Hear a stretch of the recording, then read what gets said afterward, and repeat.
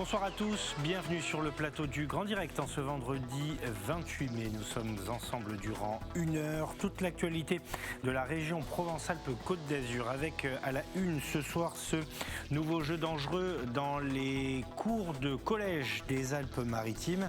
Le jeu s'appelle le rêve indien. Le principe, c'est que les collégiens s'évanouissent, se font s'évanouir. Mais évidemment, il y a beaucoup de dangers pour eux. Une opération de sensibilisation était d'ailleurs organisée aujourd'hui dans un collège des Alpes-Maritimes. La compagnie des petits, nous vous le disions déjà hier, c'est terminé. La entreprise spécialisée dans l'habillement des enfants de moins de 12 ans installée au Pen Mirabeau dans les Bouches-du-Rhône va fermer ses portes. Reportage auprès des salariés qui sont bien sûr très inquiets. Et puis l'invité de cette première partie, c'est l'ancien Premier ministre Édouard Philippe. Il est sur la Côte d'Azur ce soir à Nice, demain à Cannes, pour dédicacer son livre que vous voyez ici, Édouard Philippe Gilles Boyer, Impression et lignes claires aux éditions Jean-Claude Lattès. Voilà pour le menu de cette première partie, une partie justement du programme. Et on commence avec donc ce phénomène qui inquiète, qui se développe sur le réseau social TikTok, un nouveau jeu dangereux qui a fait son apparition dans la cour des collèges des Alpes-Maritimes. C'est un jeu qui consiste à se provoquer une syncope en s'hyperventilant. Évidemment, cela peut provoquer des évanouissements, mais des choses bien plus graves comme des paralysies, de la convulsion ou bien la mort, tout simplement. L'Académie de Nice a donc décidé de réagir et de sensibiliser les collégiens. Reportage à Nice, signé Claudia Olivier. C'est gaffé. Depuis quelques jours, ces vidéos circulent sur le réseau social TikTok. Des jeunes se lancent ce défi qui consiste à se provoquer une syncope. Le rêve indien, c'est le nom de cette pratique qui se répand dans les cours des collèges des Alpes-Maritimes. Ouais, il tombe et après il est inconscient et il se relève et il se souvient plus de rien. Nous on savait juste que c'était un jeu débile, genre pour faire genre juste tomber dans les pommes, mais en fait c'est plus dangereux que ça. Mais pour cette maman d'un collégien, c'est le choc. Elle met en cause le contrôle des parents sur ce que font leurs enfants sur Internet. Il faut que les parents en fait, aient le contrôle parental, même s'ils sont adolescents. Il faut toujours avoir l'œil dessus, quoi. Et parler avec les enfants. Moi, c'est la première fois que j'entends. Donc, je connaissais le jeu du foulard, mais pas celui-là.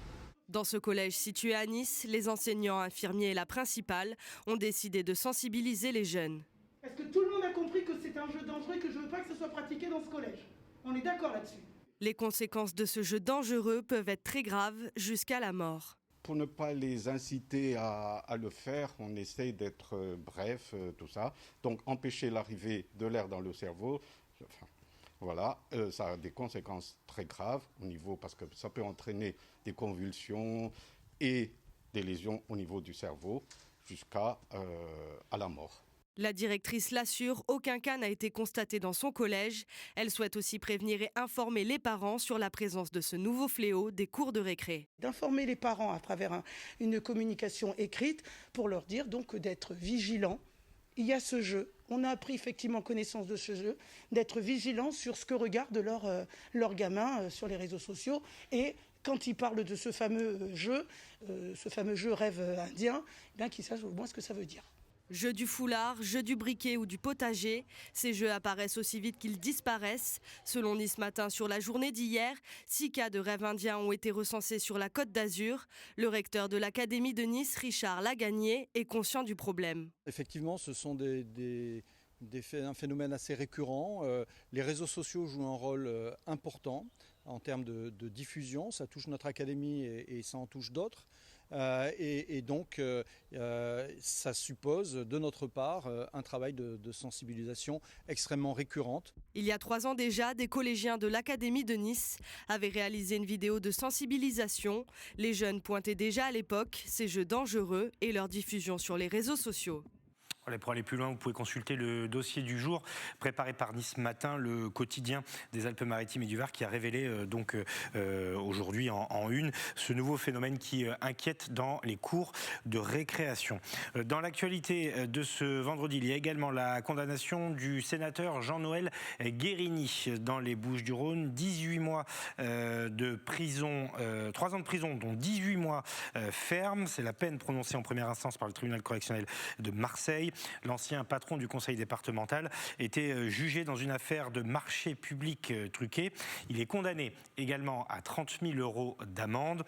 Son frère, lui, a été condamné à 6 ans de prison avec un mandat de dépôt différé, 6 ans de prison ferme. Son frère, qui était Alexandre, qui était lui aussi jugé pour cette histoire de marché truqué, suspecté donc de s'être entendu avec son frère.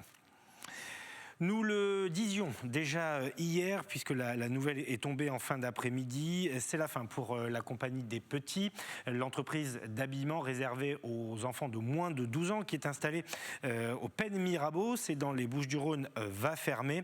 219 des 260 salariés vont être licenciés. Et sur le site historique de l'entreprise, c'est bien entendu le choc. Reportage de Manon Mujica. La compagnie des petits, c'est fini. Le tribunal de commerce de Marseille a prononcé hier la liquidation judiciaire de l'enseigne de prêt-à-porter. Le siège social des Pen Mirabeau est amené à disparaître. Donc avant, là, tout ce que vous voyez derrière était plein, tout était plein. Donc là, on vide tout, on met tout sur des palettes qui vont partir au soldeur. Donc on a déjà fait partir 8 semis et là, on continue le travail.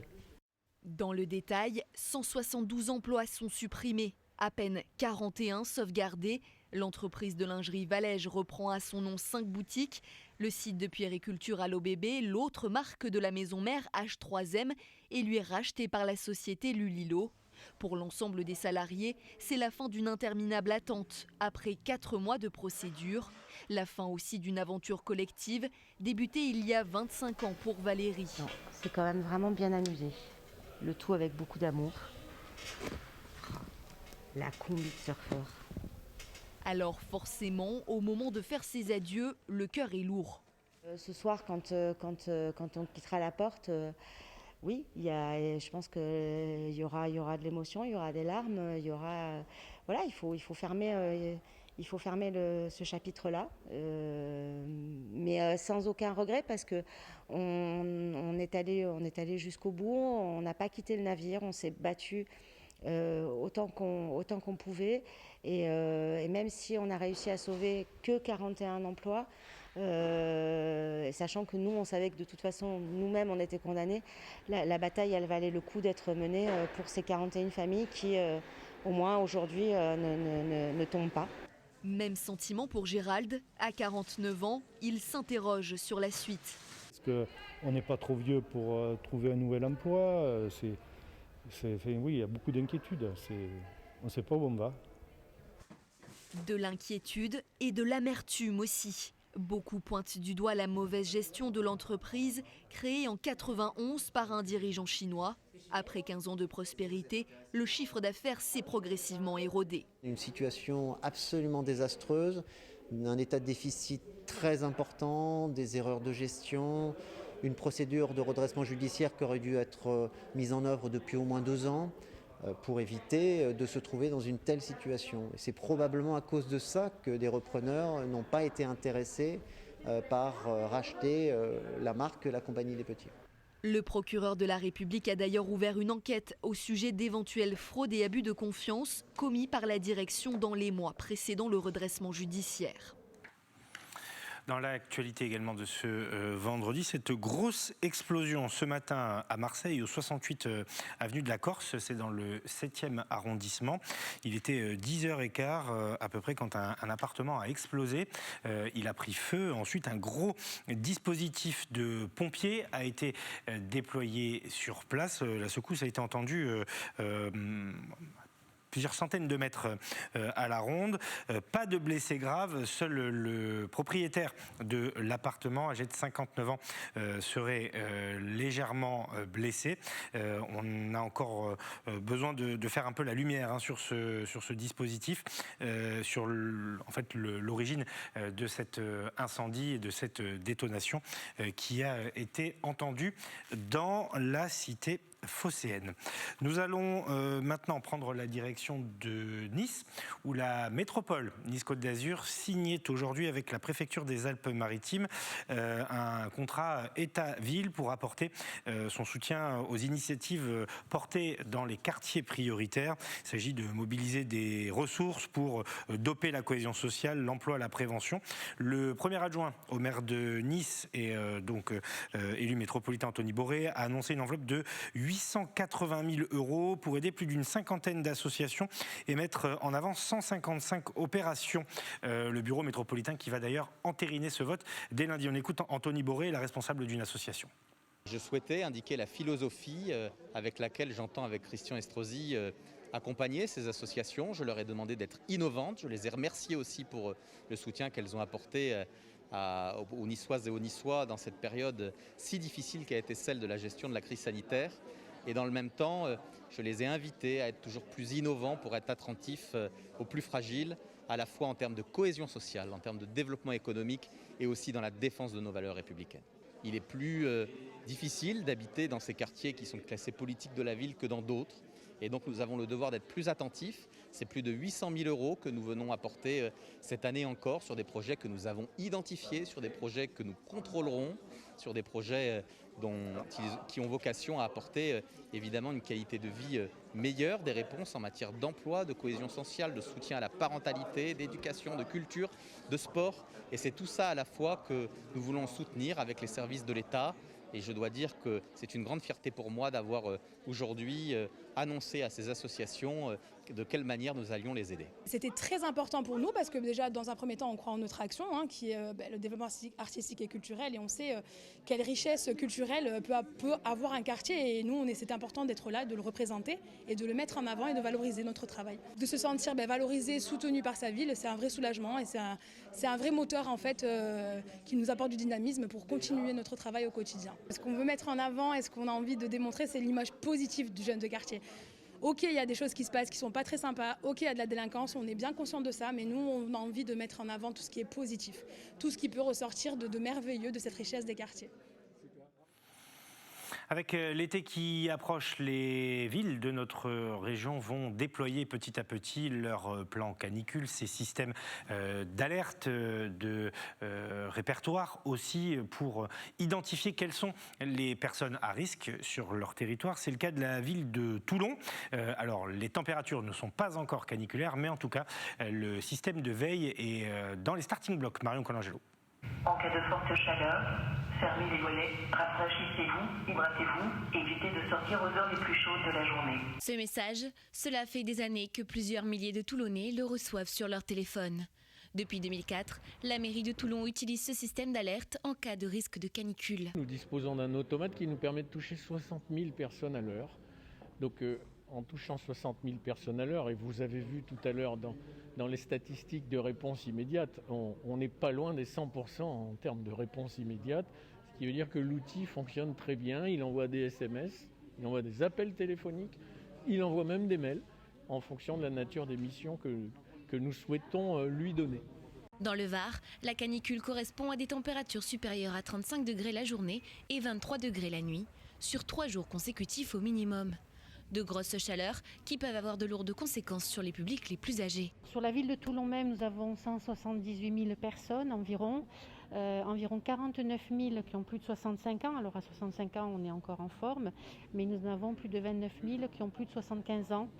Et surtout, nous avons beaucoup de personnes très âgées, isolées, qui n'ont pas de ressources, qui ne sortent pas et qui donc peuvent se retrouver dans une situation de détresse. Donc notre souci, c'est effectivement de les prévenir et d'être alertés. Personne ne peut encore dire si cet été sera caniculaire, mais la ville de Toulon est prête en cas d'alerte.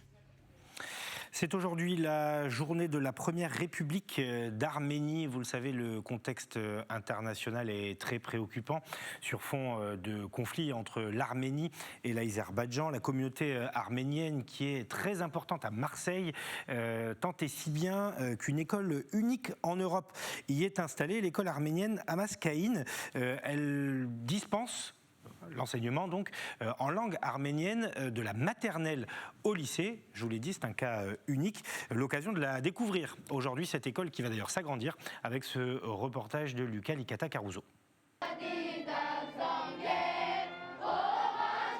Perpétuer la tradition. L'école bilingue franco-arménienne Amaskaïn, située dans le 12e arrondissement de Marseille, fête cette année ses 40 ans. Un accompagnement unique en Europe, de la maternelle jusqu'au lycée, qui mêle culture française et arménienne. Chaque élève, dès la maternelle, il y a un système d'immersion dans la langue. Ils ont 50-50, français et arménien. Et à partir de la classe de CP, ils ont toujours une période de la journée qui est dédiée à l'arménien. Voilà, ce qui permet à la fin du cursus complet d'obtenir un parfait bilinguisme dans la langue, ou en tout cas une bonne culture et une bonne connaissance de la langue pour pouvoir ensuite voyager et faire des contacts à l'étranger, en Arménie, au Liban et partout où il y a des Arméniens dans le monde. En ce jour de fête de la première République d'Arménie, l'école en a profité pour dévoiler de nouveaux projets. Une extension de l'établissement prévue pour 2023 qui pourra accueillir 250 élèves supplémentaires. Un projet mené par un architecte marseillais bien connu des lieux. Je fais pas mal de projets, mais celui-là, il a vraiment une place à part. Voilà, c'est quelque chose de sentimental. Je suis un ancien élève d'Amaskaïn. J'ai connu des classes où on était dans des bungalows, des algécos, où il faisait froid. Et si vous voulez, moi, en revenant en tant qu'archi, ça me permet d'un petit peu boucler la boucle et de me re-rentrer dans ce projet-là et de permettre de générer des espaces supplémentaires pour pouvoir accueillir l'ensemble des élèves de l'école Amaskaïn et les membres de l'association culturelle Courant d'Art. À Marseille, l'école Amaskaïn est un pilier pour la communauté arménienne. Ici, plusieurs générations se sont succédées. J'ai milité quand j'étais jeune, il y a une quarantaine d'années, pour justement avoir la création de cette école. C'est vraiment une grande famille, une grande maison. D'ailleurs, mes enfants, moi, sont déjà passés par ici. Voilà, toute la famille est passée par là et c'est vrai que c'est une grande famille. Une grande famille qui continuera, à coup sûr, de porter fièrement les couleurs arméniennes dans la cité phocéenne. Et en cette fin de semaine, l'occasion de faire un petit point sur l'épidémie de Covid-19 en chiffres, avec ces chiffres donc, qui sont publiés par Covid Tracker et l'ARS également. Tout est redevenu dans le vert, ça fait plaisir, il faut le dire, de lire ces chiffres. Un taux d'incidence de 35 dans les Alpes-Maritimes, 89 dans les Bouches-du-Rhône et 47 dans le Var.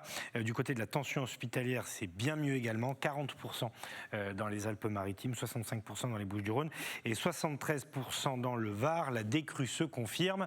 Un petit œil également sur les chiffres de la vaccination. On s'approche, ça y est, des 2 millions de premières doses injectées. Je vous rappelle qu'on est 5 millions dans notre région, 1 857 733.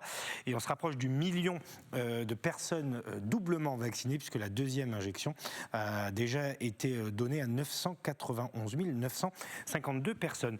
Avant de rejoindre Édouard Philippe, on s'intéresse à la science qui avance. On vous fait découvrir ce soir une voiture autonome qui sera bientôt mise en service à Nice grâce à Stéphanie Mossman. Le sujet. Longtemps réservé aux livres et films de science-fiction, les véhicules électriques et autonomes font désormais pleinement partie des défis de ces prochaines années, avec à la clé des gains en matière de mobilité et d'écologie. Un pari qu'a relevé l'IMRED, l'Institut méditerranéen du risque de l'environnement et du développement durable. Comme c'est un véhicule partagé, on supprime des véhicules sur la route puisque chacun prend sa voiture tous les jours de manière un peu individuelle. Donc là, on partage un véhicule à plusieurs. Donc ça, c'est le premier point intéressant. Elle est électrique, donc on n'a pas d'émissions de carbone. Et troisièmement, on vient amener des services de mobilité beaucoup plus performants puisque le véhicule va faire du transport à la demande. L'idée derrière ce projet, c'est vraiment de travailler sur l'insertion d'une navette autonome dans un territoire, dans une aire de ville, de plage, peu importe, dans un endroit où on va pouvoir faire des essais de cas d'usage pour vérifier que cette navette s'insère bien dans le dispositif existant et permet d'apporter des nouveaux services. C'est dans ce contexte qu'est né Milapod. 4 mètres 14 de long, 1 mètre 60 de large, avec un design aux allures futuristes. Équipée d'un tas de capteurs, GPS, caméras, lasers et d'ordinateurs, la navette est capable d'assimiler les données récupérées en temps réel et d'apprendre en continu. On doit apprendre cette navette à conduire. C'est comme nous.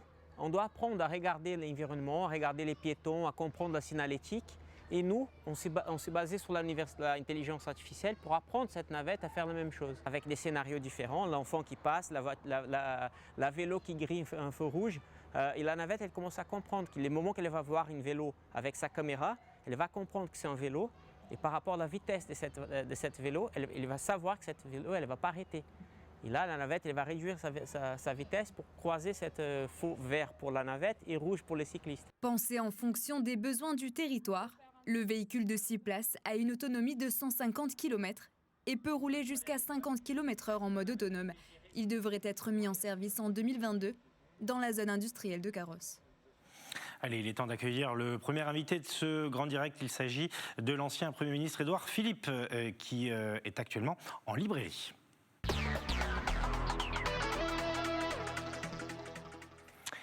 Et donc le premier invité de cette émission, c'est l'ancien Premier ministre Édouard Philippe qui est dans notre région, dans les Alpes-Maritimes très précisément. Bonsoir Édouard Philippe, merci d'être là ce soir. Vous signez avec votre conseiller spécial Gilles Boyer lorsque vous étiez à Matignon ce livre aux éditions Jean-Claude Lattès, Impressions et lignes claires. Vous revenez évidemment sur votre passage assez long, il faut bien le dire, à Matignon.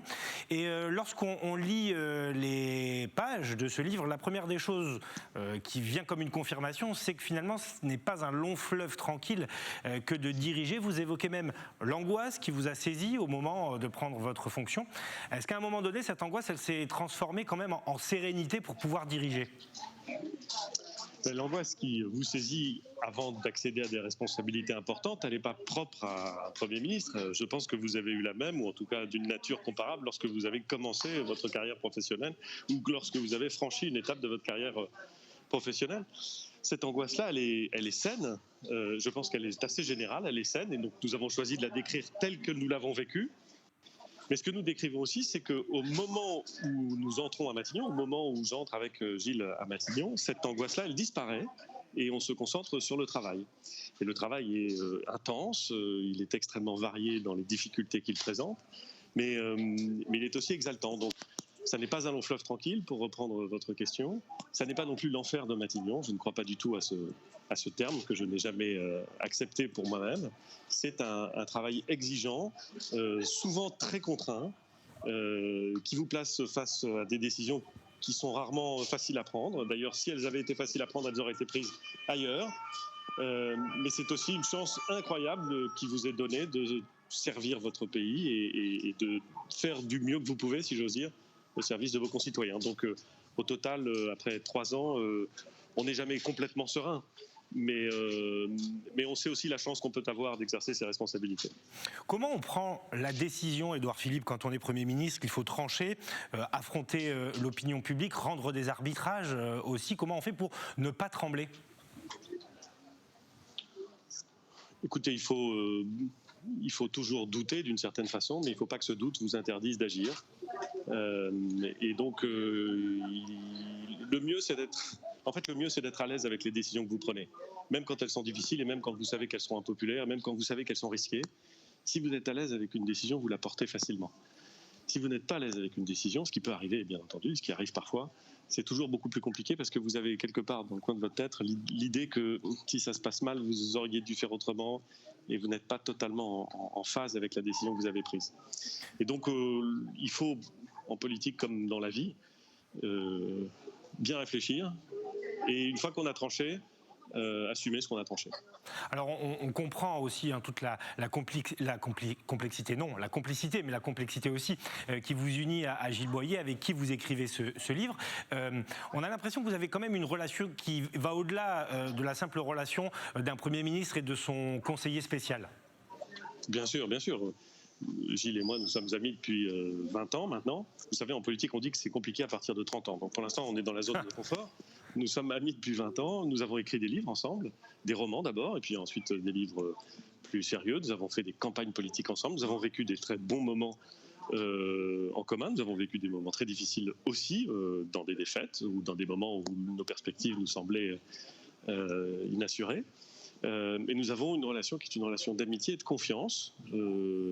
Et c'est très précieux quand vous travaillez et que vous êtes notamment dans des responsabilités qui peuvent être complexes, de pouvoir et de savoir que vous avez à côté de vous quelqu'un avec qui vous êtes en totale confiance. Ça ne veut pas dire que vous faites ce qu'il vous dit, ça ne veut pas dire qu'il a un poids sur vous qui serait supérieur à ceux des autres conseillers, ça veut simplement dire que vous savez qu'avec lui, ce que vous lui dites ne sort pas et que vous pouvez faire part de vos hésitations, que vous pouvez demander des conseils qui seront des conseils désintéressés et pas des conseils intéressés pour lui. Et ça, c'est très précieux. Et je souhaite à tout le monde vraiment, quel que soit son âge, quelles que soient ses responsabilités, je souhaite à tout le monde d'avoir un ami comme Gilles. Quand vous avez été nommé, on a évoqué cette expression de prise de guerre à droite. Comment avez-vous pris la décision d'accepter la mission qui vous a été confiée par Emmanuel Macron ? J'ai réfléchi d'abord et j'ai considéré que j'étais à l'aise avec le caractère de l'homme et avec les engagements qu'il avait pris au cours de sa campagne. Et que même si je n'avais pas fait sa campagne, même si je n'étais pas dans son camp, au fond, dans la logique de réforme et de dépassement qu'il proposait aux Français, je me retrouvais assez largement. D'ailleurs, avec Alain Juppé, au moment de la campagne primaire, nous avions dit des choses qui n'étaient pas si éloignées à la fois sur le fond et sur la méthode. Et donc, après y avoir réfléchi, après en avoir un peu discuté avec ceux qui comptent autour de moi, à l'époque Antoine Ruffnac, mon prédécesseur à la mairie du Havre, qui est maintenant décédé, et Alain Juppé, j'ai pris la décision d'accepter cette proposition dont je savais qu'elle aurait des répercussions sur la structuration de l'offre politique, mais dont je pensais qu'elle était utile parce que je pensais en 2017, je pense toujours que notre pays a furieusement besoin de transformation et probablement besoin de dépassement aussi. Du coup, 4 ans plus tard, quel regard vous portez sur la situation politique de notre région à quelques jours, semaines d'élections régionales cruciales? Le Front National caracole en tête et la droite est fracturée sur la question de l'alliance à La République En Marche, la droite, les Républicains. Quel regard vous portez? J'ai cessé de commenter les hésitations et les positions respectives des leaders du parti Les Républicains. Il y a de nombreux mois. Ce que je sais, c'est que ici, à Nice et dans la région sud, comme partout, il y a une campagne régionale qui est en cours. J'aurai l'occasion tout à l'heure de croiser Christian Estrosi et probablement de dîner avec lui parce que nous sommes amis depuis longtemps, que j'ai beaucoup d'estime et beaucoup d'admiration pour ce qu'il fait à Nice en tant que maire. Nice est une ville incroyable, j'y viens régulièrement, elle se transforme, elle est belle et il a une vision pour Nice. Je sais qu'il fait un remarquable travail ici. J'aurai l'occasion d'évoquer avec lui la situation politique, bien entendu, mais je veux dire ici toute l'estime et toute l'amitié que je lui porte. Je crois que vous regrettez que dans le débat politique, on perde un peu aussi de vue le débat d'idées, de propositions.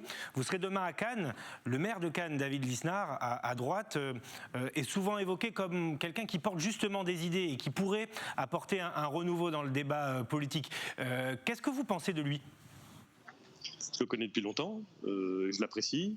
Et c'est vrai qu'il a cette fascination que je partage d'ailleurs avec lui assez largement pour le débat intellectuel, mais pas simplement pour le débat intellectuel éthéré, celui où finalement on serait dans la joute d'idées sans aucun rapport avec la réalité. Il est maire, comme moi, et il aime ce qu'il fait, et il essaie de mettre en rapport son expérience pratique et une forme de réflexion intellectuelle sur ce que doit faire le pays. Je trouve ça passionnant, ça ne veut pas dire que je suis d'accord avec lui sur tout, et ça ne veut certainement pas dire qu'il est d'accord avec moi sur tout, mais au moins je constate qu'il y a là un interlocuteur qui permet de faire avancer le débat, et c'est au fond quelque chose dont nous devons tous nous réjouir, quelles que soient nos idées.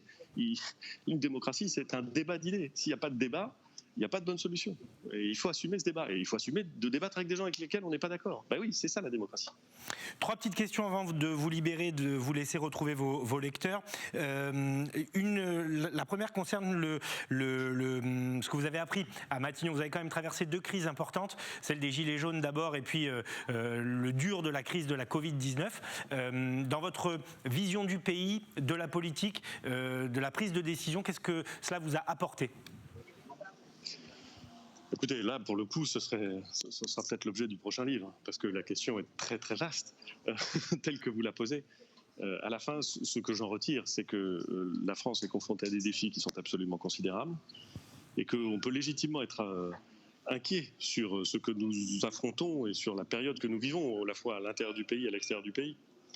Mais ma conviction absolue, c'est qu'il y a toutes les ressources en France, pour autant qu'elles soient bien dirigées, pour nous sortir des éventuelles ornières où nous serions enfermés et pour aller conquérir et aller garantir notre puissance et notre prospérité. Donc au fond, moi je ne suis pas un décliniste, je suis un lucide inquiet parfois, mais fondamentalement optimiste sur ce que la France peut faire.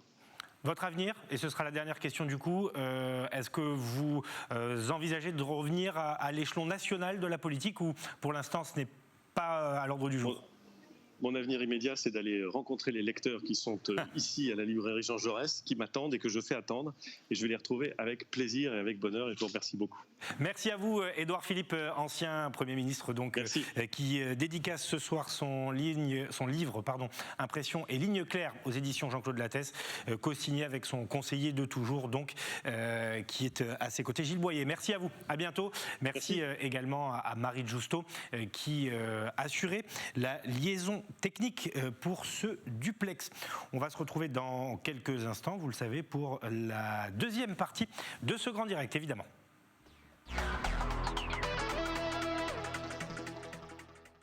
Et dans les titres de cette seconde partie du Grand Direct, nous verrons comment la médecine de demain utilise l'intelligence artificielle. On parle beaucoup d'intelligence artificielle dans les Alpes-Maritimes. Vous le verrez là notamment grâce aux lauréats des appels à projets santé. Le cancer notamment est traité grâce à l'intelligence artificielle. Nous irons aussi du côté de la Seine-sur-Mer puisque les travaux de restauration du Laborieux ont débuté. C'est un remorqueur historique des anciens chantiers navals de la commune varoise. Il était à l'abandon depuis 30 ans et donc les premiers travaux ont débuté. Et puis avec nos invités après 18h45, nous évoquerons la fête des mers, bien évidemment c'est dimanche, des grands classiques de la fleur jusqu'aux cadeaux les plus originaux ou en tout cas les plus pas insolites, mais autres que les fleurs. Voilà, eh bien nous ferons une petite sélection sur ce plateau. Mais d'abord, nous prenons donc la direction du centre Antoine Lacassagne à Nice avec un crochet par le Conseil départemental des Alpes-Maritimes où étaient remis hier soir les récompenses après une année d'appel à projets autour donc de solutions santé, comment la médecine avance sur la Côte d'Azur, dans les Alpes-Maritimes, et comment la médecine utilise également l'intelligence artificielle, notamment dans le traitement des cancers. On voit tout cela avec Alexis Ricard. Les lauréats de la 12e édition d'Innovation Santé ont été récompensés ce jeudi. Chaque année, le département des Alpes-Maritimes finance des projets scientifiques. Le docteur Olivier Humbert, par exemple, porte un projet d'utilisation de l'intelligence artificielle dans l'interprétation d'images médicales. Première application, faciliter la lecture des clichés pour les cancers métastasés du sein et du poumon. Quand je vois cette image-là, il va falloir que je détecte les lésions et que je les mesure individuellement. L'outil va venir les détecter tout seul et faire les mesures automatiquement. Ça va me gagner du temps.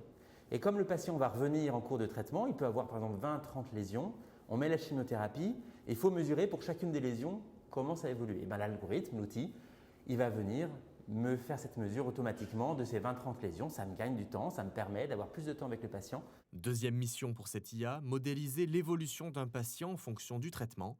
Une fonction prédictive basée sur des modèles mathématiques empiriques. Si on veut lui dire à terme, il faudra que tu me dises à partir de cette image si le traitement va marcher pour ce monsieur, il faut que je lui donne des milliers d'images de patients qui ont le même type de cancer en lui disant à chaque fois, ce patient, voici l'image et ce patient, à terme, il va répondre. Ce patient, voici son image, mais celui-là, il ne répondra pas. Et l'algorithme, il va apprendre à faire un lien entre la donnée et la réponse future du patient au traitement. Mais il a besoin de beaucoup de données, de beaucoup d'exemples. Ce nouvel outil devrait être au point d'ici 3 ans. L'université Côte d'Azur avec l'INRIA s'occupe de construire l'algorithme mathématique, tandis que les 60 000 € mis à disposition par le centre Antoine Lacassagne et le département serviront à installer la capacité de calcul nécessaire sur place. C'est un besoin très important des chercheurs de pouvoir avoir des équipements de dernière génération qui leur permettent de réaliser leurs projets et d'être compétitifs au niveau international. Durant cette période de mise au point de l'IA, les données médicales utilisées pour l'apprentissage sont soumises à l'autorisation préalable des patients.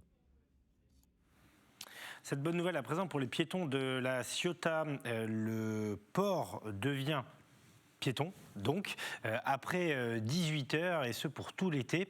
Reportage sur place de Yentel Criado. Elles ne circuleront plus ici à partir de 18h. Le port de La Ciotat sera entièrement piétonnisé à partir de ce mardi 1er juin. Tous les jours, dès 18h, plus aucune voiture sur ce port, très fréquenté en pleine saison estivale. Une bonne nouvelle pour les Ciotadins et les habitués des lieux.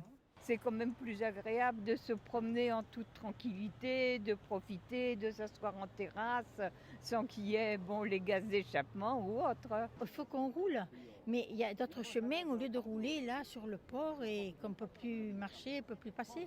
C'est bien quand il y a moins de voitures, comme ça fait moins de bruit et puis c'est bien aussi, comme ça les gens ils peuvent se promener en vélo et voilà, c'est plus agréable pour tout le monde. Mais on n'était pas au courant. Alors là c'est génial, voilà. Au moins, on va profiter des commerces sans problème. Les commerçants, justement, eux aussi se réjouissent de la piétonisation du port, une mesure qui change tout pour les bars et les restaurants. Quand il est rendu piéton, franchement, c'est nettement mieux. Il y a plus de monde qui vient. On a plus de monde et ça profite à tous les commerçants. C'est beaucoup plus agréable déjà pour la clientèle. Les familles peuvent venir avec leurs enfants sans avoir l'inquiétude des véhicules qui passent à 2 mètres de la terrasse. C'est très important pour nous. Oui. Ils l'attendent avec impatience car dès la mise en place de cette mesure, les bars et restaurants pourront étendre leurs terrasses jusqu'au bord de la route. C'est quelque chose de primordial pour nous parce qu'actuellement on a une petite surface et des distanciations de tables à respecter et c'est pas évident et c'est vrai qu'on attend ça avec impatience. On a besoin de travailler, on a besoin d'espace, on a besoin de tout ça, de retrouver, d'accueillir tous nos clients fidèles qu'on ne peut pas recevoir actuellement, notamment à l'heure de l'apéro. Avec une grosse affluence. L'extension des terrasses et la piétonisation du port avaient déjà été mises en place l'été dernier par la mairie de La Ciotat, qui réitère et étend l'opération. Dans un premier temps, nous avions prévu du 1er juin au 31 août. Et comme la demande est importante et que l'on vit bien le soir sur le port de La Ciotat, effectivement, nous avons prévu de le laisser piétoniser jusqu'au 15 septembre cette année. Voilà, 15 septembre donc pour la piétonisation du port de La Ciotat. Ça démarre à partir de 18h. Si vous voulez vous y aventurer, il faut bien noter l'horaire. À quelques kilomètres de là, c'est pas très loin, la Seyne-sur-Mer de La Ciotat, mais c'est dans le Var. Nous vous avions déjà parlé du Laborieux, ce remorqueur qui est un témoignage de l'histoire des chantiers navals de la commune varoise. Le bateau est à l'abandon depuis 30 ans maintenant. Une association se mobilise pour sa restauration. Il y a du travail et les premiers travaux ont démarré justement cet après-midi. On voit tout cela avec notre spécialiste maison du Laborieux, Thomas Bernabé. C'est un jour exceptionnel pour le Laborieux. Ce bateau, situé derrière moi, abandonné depuis plus de 30 ans ici, près du Fort Balaguer, va connaître une restauration exceptionnelle grâce à une équipe de bénévoles passionnés.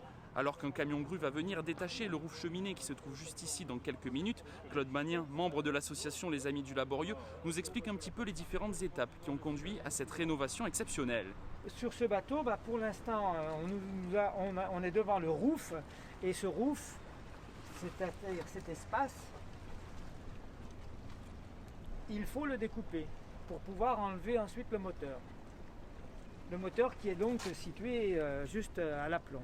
On a donc coupé les supports de moteur parce que les boulons étaient prisonniers, donc on les a coupés. Il faut imaginer que c'était rempli d'eau et d'huile ici dans le bateau. C'était rempli jusqu'à peu près là. Alors c'était de l'eau, de l'huile, de la graisse, du gasoil et puis bien sûr tous les détritus puisqu'il était un peu laissé. Découpage, déboulonnage et vidange, tout un programme avant de pouvoir enlever le toit du bateau. Quelques minutes à peine après la fin de notre entretien avec Claude, le camion arrive sur site et commence l'enlèvement des pièces. Ça y est, le toit ainsi que le moteur sont désormais à terre. Un toit provisoire a également été installé en attendant la rénovation. Marc Lefebvre, vous êtes le président des Amis du Laborieux. Est-ce que vous pouvez nous parler un petit peu des prochaines étapes de cette restauration ? Alors les prochaines étapes vont attaquer dès le début juin, puisque nous allons attaquer à nettoyer, poncer la timonerie et la partie avant pour ce qui est au mois de juin. Et nous allons aussi commencer à enlever le béton à l'intérieur du bateau, puisqu'il faut savoir qu'il y a 4,5 tonnes de béton à enlever à l'intérieur du bateau. Alors on imagine que voilà, tout cela a un coût évidemment. Comment nos téléspectateurs peuvent vous aider à restaurer ce morceau du patrimoine sénois ? Je pense que c'est assez simple, il faut d'abord rentrer dans l'association. En l'occurrence, l'association coûte 10 €, il y a des gens qui disent 10 balles. Pour rentrer dans l'association. À ce jour, nous sommes 183e inscription. Nous serons 200 dimanche. Il y a des dons de fait, il y a des gens qui nous ont apporté des dons. Il y a des sociétés, des particuliers. Il y a des gens de toute la France qui sont rentrés. Et tout le monde est très content de ce qu'on est en train de faire avec le groupe. Merci beaucoup Marc Lefebvre pour ces explications. Alors vous l'avez vu et entendu, il faudra encore être un petit peu patient pour pouvoir admirer le laborieux entièrement restauré. Quoi qu'il en soit, on voit bien qu'avec de la passion et beaucoup d'huile de coude, tout est possible. Effectivement, très beau projet même.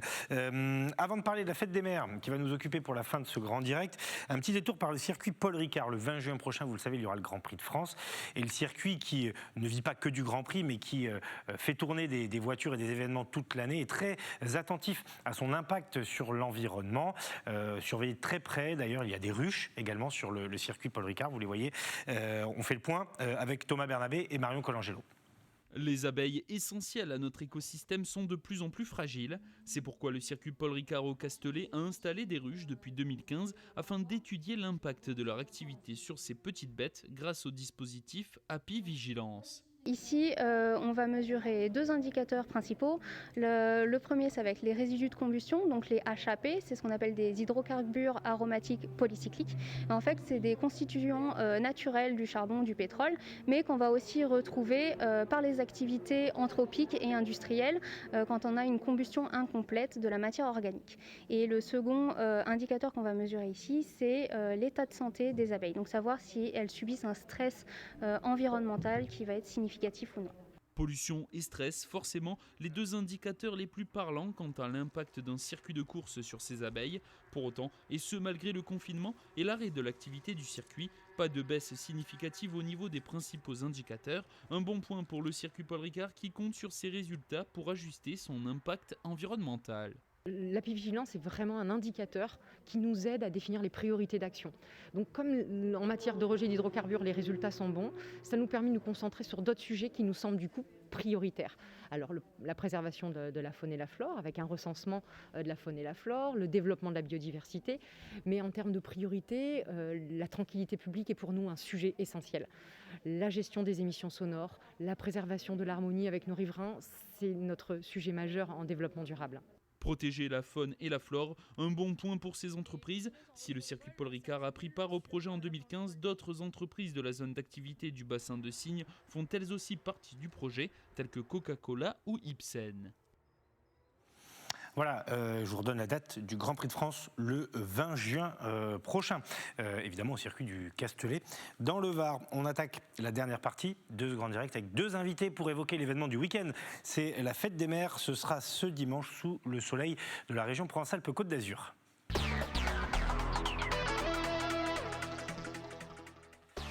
Mais avant cela, vous le savez, rappel des titres à cette heure-ci. Nouveau jeu dangereux dans les cours de collège, le rêve indien. Des élèves qui provoquent eux-mêmes des syncopes. Ils retiennent leur respiration et c'est très dangereux. Plusieurs cas ont été recensés dans les Alpes-Maritimes. Journée de sensibilisation aujourd'hui dans les collèges. L'Académie de Nice est très vigilante sur ce phénomène. Au Pays de Mirabeau, c'est fini pour la compagnie des petits.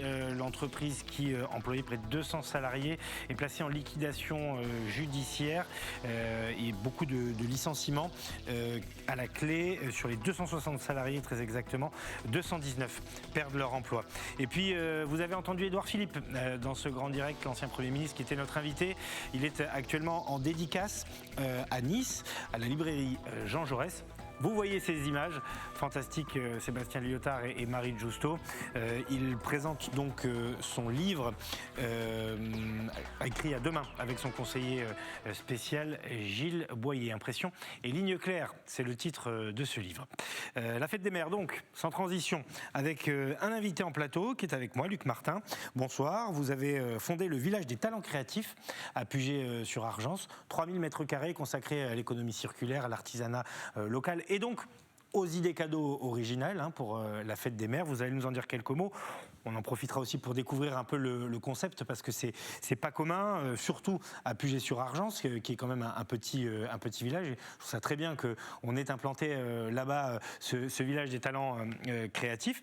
Et puis évidemment l'incontournable de la fête des mères, c'est la fleur. Nicole Bravy est avec nous. Elle est vice-présidente de la Chambre syndicale des fleuristes dans les Alpes-Maritimes, habituée de cette émission. Merci d'être là. Je vais commencer avec vous, Nicole, parce que évidemment quand on pense à la fête des mères, on pense tout de suite aux fleurs qu'on va offrir à nos mamans. Pour vous, c'est au moins 25% du chiffre d'affaires de l'année ?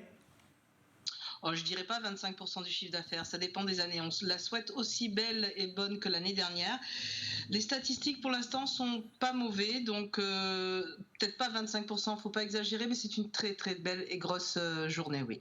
Alors, on verra tout à l'heure dans le reportage de Marie Justo que c'est plusieurs centaines de bouquets qui sont confectionnés pour cette journée par magasin. Vous commencez à la préparer quand, cette fête des mères ? Parce qu'on se remonte à quelques jours en arrière, on était encore confinés. Quelques mois, semaines, on n'était pas sûr d'être déconfinés pour la fête des mères. Ça vous a pas trop perturbé ? Alors nous, ça ne nous a pas perturbé. On est devenu un petit peu... Oui, c'est vrai que vous étiez commerce essentiel. Oui, on était commerce essentiel. Par contre, il y a eu des problèmes au niveau de l'approvisionnement parce que tout ce qui était horticulture locale a subi de plein fouet le confinement. Je pense aux pivoines notamment. Il y aura vraiment un problème sur les pivoines et sur le manque de cette fleur parce que tout ce qui était produit dans le Var, par exemple, les ouvriers, les horticulteurs avaient un problème flagrant de main-d'œuvre. Il y aura pénurie sur certaines fleurs. Ouais, on l'a évoqué cette semaine dans le Grand Direct, ces producteurs du Var qui ont une demande incroyable et pas encore en pénurie, mais tout proche en tout cas. Et effectivement, la demande est énorme. Luc Martin, ce village des talents créatifs, peut-être avant de parler de la fête des mères, vous pouvez peut-être nous le présenter parce que c'est 3000 mètres carrés. C'est un lieu unique, c'est difficile à décrire même. Oui, c'est vrai. Alors, c'est un lieu unique, alors c'est vrai. Alors, en fait, on est composé de conteneurs maritimes, on a une 50aine de conteneurs maritimes. En fait, il faut, si vous voulez, si on survole un peu, il faut imaginer une grande place de village, avec tout autour une 50aine de commerçants, artisans, thérapeutes, restaurateurs, qui, chacun à leur manière, font des choses un petit peu différentes. On met en avant les talents locaux, on met en avant les producteurs, on met, comme vous l'avez dit tout à l'heure, en avant l'économie circulaire et le surcyclage. Donc, en fait, on prend... ce que certains pourraient appeler des vieilleries ou des déchets, pour justement les rehausser, les surcycler. Et on pratique l'économie circulaire essentiellement au travers des artistes qui sont sur place, qui ont donc leur atelier, qui ont leur boutique et qui ne vendent que des objets uniques qu'on ne trouve qu'au village. C'est le principe. Nous, on ne travaille pas à la chaîne, c'est au contraire, c'est que des produits en une seule unité qu'on peut aussi personnaliser. On a également des commerces qui ne vendent que des produits fabriqués en France, donc des produits qui n'ont pas vu la mer. Fabriqués en France, vendus en France, excepté quelques produits corses qui quand même traversent la Méditerranée. Et puis on a également des comptoirs de cuisine, 5 comptoirs de cuisine, tous différents, qui font du fait maison, c'est fait à la minute. Donc en fait, on peut venir entre amis et manger à différents comptoirs de cuisine pour se retrouver tous à la même table. Et comme on a une belle place extérieure, aujourd'hui on met en avant toutes les places et on a une belle place de village qui fait plus de 300 mètres carrés, donc on peut recevoir énormément de personnes. On a également quelques thérapeutes qui, eux, ne sont pas dans des conteneurs. On les a installés dans des tipis, ce qu'on appelle des tipis chez nous.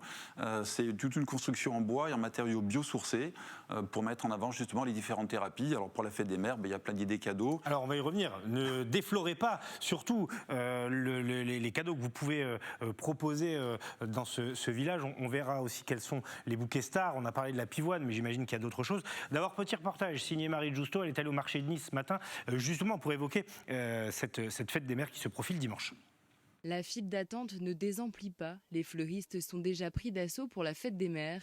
C'est la plus grosse journée de l'année. Ce dimanche, ils vont composer quelques 400 bouquets. C'est un très gros week-end pour nous. C'est carrément un des plus gros week-ends de l'année. Je pense même que ça devance la Saint-Valentin, parce que c'est vraiment une fête où voilà, il y a les grands-mères, même les grands-mères on fait aussi. Donc pour nous, oui, c'est une grosse journée. Pivoine, rose, les classiques restent indémodables. Certains niçois achètent même les fleurs en avance pour ne pas attendre trop longtemps dimanche matin. Des roses surtout, je veux composer un beau petit bouquet. Je vais déjà les prendre maintenant parce que c'est vrai qu'après j'aurai pas trop le temps, donc j'anticipe un petit peu. D'autres optent pour un peu plus d'originalité et des cadeaux personnalisés. L'occasion aussi de faire travailler les artisans locaux. C'est très important, même pour ma mère aussi, c'est quelque chose assez valorisant en fait. Je préfère un petit artisan, c'est plus valorisant. Avec la réouverture des grands magasins, justement, il y a moins de passages cette année. Pour le moment, Charlotte n'a pas beaucoup de commandes, mais elle compte sur l'achat de dernière minute. Dernière minute, dernier carat, on passera vite fait ici parce qu'on sait c'est du tout de suite. En 1 heure, ça peut être prêt, donc au cas où, il reste moins. Il y a de la demande, mais c'est pas comme les autres années. Mais je pense qu'on verra dimanche comment ça va se passer. Fort heureusement pour les commerçants, la fête des mères arrive quelques jours après le début du déconfinement. En famille, ce dimanche, il faudra tout de même penser à respecter les gestes barrières. Voilà, alors on va essayer de découvrir un peu quels sont pour les uns et les autres les cadeaux stars pour nos mamans. On a quelques images quand même du village des talents créatifs qu'on voulait vous montrer. On va commencer par vous, tiens, justement. Quelles sont les idées que vous pouvez nous conseiller ? Eh bien, tout à l'heure, je vous parlais donc des artisans qui font des pièces uniques. On a également des commerçants qui ne vendent que des produits fabriqués en France. Et surtout, ce qu'on essaye d'avoir au village, c'est des produits qu'on ne trouve pas ailleurs. Donc, issus de producteurs locaux ou de l'artisanat français pur. Tout ce qui est produit industriel, tout ça, ils n'ont pas besoin de nous. Et nous, on ne s'occupe pas trop d'eux. Mais au contraire, on veut mettre en avant tous les talents locaux, français, tous les petits artisans. Donc, vous avez une savonnerie qui va vous proposer différents produits pour faire vos propres dentifrices, shampoings, etc. On a un magasin de cosmétiques qui ne vend que des produits bio, bien sûr, fabriqués en France. On a ce qu'on appelle une boutique qui s'appelle Fabriqués en France, qui, elle, va mettre en avant tous les produits des différentes régions avec une carte qui vous indique la provenance des différents endroits. Et puis, bien sûr, il y a aussi des idées cadeaux chez nos amis thérapeutes, avec pourquoi pas des massages, des soins du corps. On a une prothèse. Très convivial, hein, on le voit sur ces images, l'ambiance que vous avez réussi à créer. Bon, là, ça devait être un jour de vide-grenier ou vide-dressing, parce que c'est vrai qu'on est toujours dans cette idée de l'économie circulaire et d'acheter un minimum de neuf pour justement mettre en avant ou essayer de chercher des choses qu'on peut surcycler, comme on dit. Donc, on fait pas mal de vide-dressing, vide-grenier, vide-vinyle, vide-BD, vide-jouet, etc. C'est vraiment l'idée du village, avec toujours des produits uniques qu'on ne trouve pas ailleurs, d'où l'intérêt de venir nous voir. Ça a bien marché, j'ai l'impression, pour cette journée de samedi, en tout cas. Nicole Bravy, du côté des fleurs, c'est quoi les incontournables de la fête des mères ? Vous avez parlé des pivoines, les roses, j'imagine ? Oui, les roses. Alors, en fait, les fleurs, on suit beaucoup la tendance et la mode. La mode est au vintage, au bouquet très sauvage, avec un retour en force des graminées, des fleurs champêtres, des bouquets légers et vrillés, moyenne tige. Il y a bien évidemment le bouquet rond, ça on le voit de partout, mais on est plus sur quelque chose de flou, de léger et beaucoup dans les teintes de rose et de blanc. Ça reste, c'est fou, hein, un indémodable, vraiment, le bouquet de fleurs, vous l'avez dit, c'est une part quand même hyper importante de votre chiffre d'affaires, mais ça marche aussi même pour les hommes, hein, pour la fête des pères, je crois. Alors, la fête des pères, de plus en plus. Alors, ce qui est intéressant avec la fête des pères, et nous, on en répond à ça aussi, c'est qu'on personnalise beaucoup plus maintenant les bouquets, c'est-à-dire qu'on rajoute des accessoires, des chocolats, des bouteilles de champagne. On personnalise de plus en plus. Oui, la fête des pères, les hommes aiment de plus en plus les fleurs. On a de plus en plus d'hommes comme clients qui s'achètent des fleurs, bien sûr. Pour en revenir à la fête des mères et plus généralement la profession de fleuriste, c'est une profession qui a beaucoup évolué aussi dans la recherche des compositions florales. Vous l'avez dit, vous suivez la tendance. Il faut sans cesse se renouveler. C'est quand même un métier en perpétuelle évolution. Oui, mais je pense que ça donne un sens si on n'essaye pas d'évoluer, de rechercher toujours quelles sont les tendances, qu'est-ce qu'on peut faire pour nos clients. On se sclérose un peu, c'est un métier qui évolue sans cesse et sinon on se laissera dépasser par la concurrence ou par des bouquets bas de gamme de supermarchés. Si on a toujours des collections, on se renseigne, on a moi par exemple la fédération édite des tendances, hein, notamment cette année beaucoup de tendances, la tendance est au mauve, au parme, au violet, des couleurs assez chocs qu'on n'avait pas trop l'habitude de travailler. Oui, il faut toujours se renouveler de toute manière, dans n'importe quelle profession. Oui, ça c'est vrai, et j'imagine vrai aussi pour vous. Luc Martin, juste un mot sur l'idée d'implanter ce village à Puget-sur-Argence. Alors pour les gens qui ne connaissent pas, c'est juste derrière Fréjus, dans le Var, donc pas très loin de la frontière avec les Alpes-Maritimes. C'était une opportunité qui s'est présentée à vous, ou il y avait vraiment une volonté de vous installer à Puget ? Alors, c'est vrai que le village existe depuis 2 ans et je voulais, comme c'est un lieu un peu unique, qu'il y ait un accès autoroute assez facile. Donc la sortie 37 Puget sur Argent, elle est toute simple. En une demi-heure, on est sur Cannes, Mandelieu, 3 quarts d'heure Nice, et de l'autre côté, Aix, Marseille, Brignoles, etc., Toulon.